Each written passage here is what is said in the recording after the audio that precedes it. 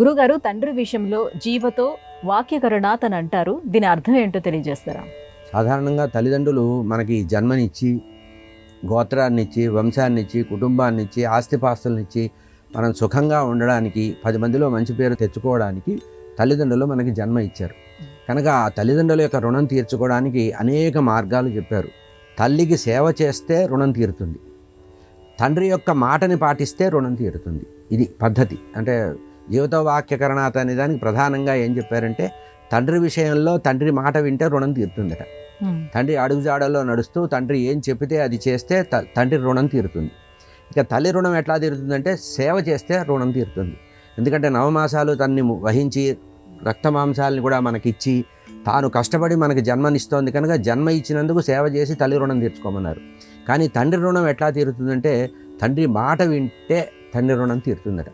అంటే ఇక్కడ జీవతో వాక్యకరణాత్ అంటే అర్థం ఏంటంటే, తండ్రి యొక్క మాటని జవదాటకుండా ఉండాలి.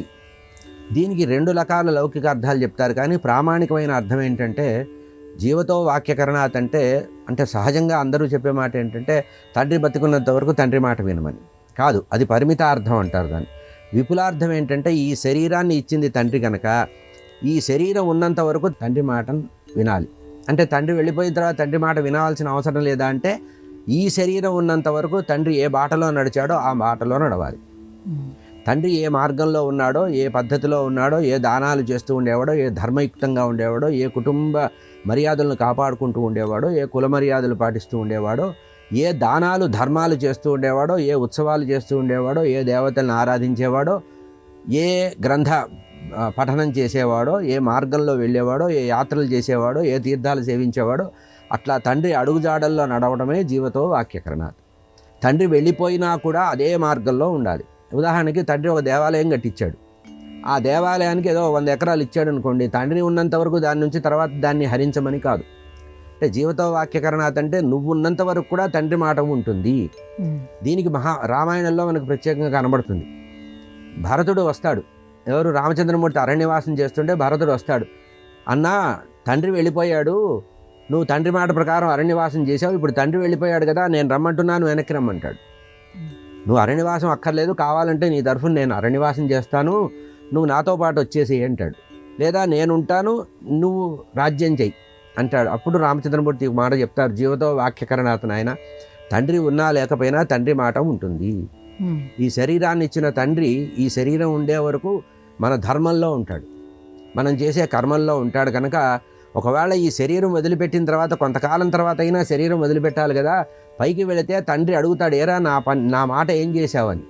దానికి నేను నిలబడాలి కదా, కనుక తండ్రి ఇచ్చిన మాట శాశ్వతంగా నిలబెట్టుకోవాలి అనే ఉద్దేశంతో ఒక మాట చెప్పారు. అసలు ఈ వాక్యం ఎక్కడ పుట్టిందంటే, జీవతో వాక్యకరణాత్ ప్రత్యబ్ధం భూరిభోజనాత్ గయాయాం పిండదానస్య. ప్రతివాడికి 3 రకాల రుణాలు ఉంటాయట. మానవుడికి 3 రకాల రుణాలు ఉంటాయి. ఉన్నప్పుడు తండ్రి మాట వినడం, లేదా జీవితాంతం తండ్రి మాట వినడం, తండ్రి వెళ్ళిపోయిన తర్వాత ప్రత్యబ్ధం ప్రతి సంవత్సరం కూడా అతనికి ఆబ్దికం పెట్టడం, తర్వాత తండ్రి వెళ్ళిపోయిన తర్వాత కొంతకాలానికి గయకు వెళ్ళి పిండ ప్రదానం చేయడం. ఈ 3 డ్యూటీలు అనేది చెప్పిన దాంట్లో ఈ మాట చెప్పారు. అందులో మొట్టమొదటి మాటే మనం ప్రత్యేకంగా ఆలోచించవలసిన విషయం ఏంటంటే, తండ్రికి తద్దినం ఎవరైనా పెడతారు, గయలో పిండ ప్రదానం కూడా చేస్తారు. మొట్టమొదటిదే ఎవరూ చెయ్యరు. అంటే తండ్రి మాట వినడం అనేదే చెయ్యరు. గుర్తుపెట్టుకోవాలి. కుటుంబాన్ని, వంశాన్ని, సమాజంలో ఉండేటువంటి పేరు ప్రఖ్యాతులు, ఆ కుటుంబానికి ఉండేటువంటి పేరు ప్రఖ్యాతులు నిలబెట్టడానికి జీవతో వాక్యకరణాత్. అంటే తండ్రి ఉన్నంత వరకు తండ్రి అడుగుజాడల్లో వింటూ తండ్రి మాటకు ఎదురు చెప్పకుండా తండ్రికి అనుకూలంగా ఉండడం, తండ్రి వెళ్ళిపోయిన తర్వాత కూడా తండ్రి యొక్క మార్గాన్ని వదిలిపెట్టకుండా ఉండడమే జీవతో వాక్యకరణాత్.